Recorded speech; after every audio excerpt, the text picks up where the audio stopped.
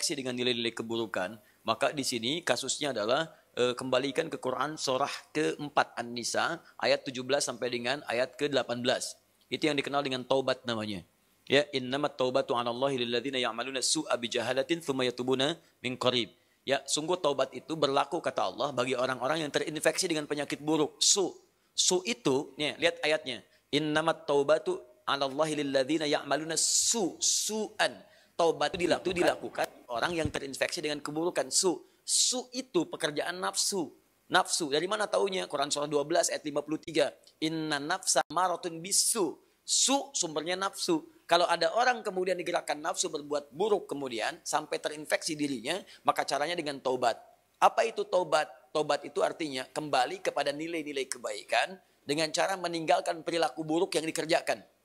Misal, fujur tadi bisa terrespon dengan perilaku maksiat. Maksiat lewat mata nonton tayangan-tayangan yang tidak baik. Saya punya kawan, dia alumni dari Kanada, di neuroscientific, di jurusan untuk saraf, ya. Itu kita diskusi. Ternyata selain narkoba sekarang ini yang paling bahaya itu pornografi. Pornografi itu begitu seseorang kemudian menggunakan fungsi pandangannya untuk melihat tayangan seperti itu langsung merusak ke fungsi otaknya.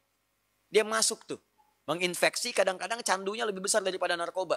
Makanya orang kalau nggak pernah lihat tiba-tiba melihat itu bayangannya tuh lama di bagian otaknya tuh. Kadang-kadang penasaran, padahal udah dipalingkan, tadi apa sih, apa benar, salah gitu kan? Nah itu bisa demikian tuh. Itu yang paling dahsyat. Nah kalau kemudian Anda ingin menghilangkan itu dan perilakunya diburuk nantinya. Ke pola hidup, ke tubuh, ke macam-macam. Anda paham sendirilah gitu kan. Nah maka apa yang kemudian mesti dilakukan? Tinggalkan itu. Tinggalkan, jauhi, taubat. Akui salah, sesali itu, kemudian tinggalkan. Dan cara meninggalkannya ganti dengan yang lebih baik. Pandang yang baik-baik, latihannya begitu.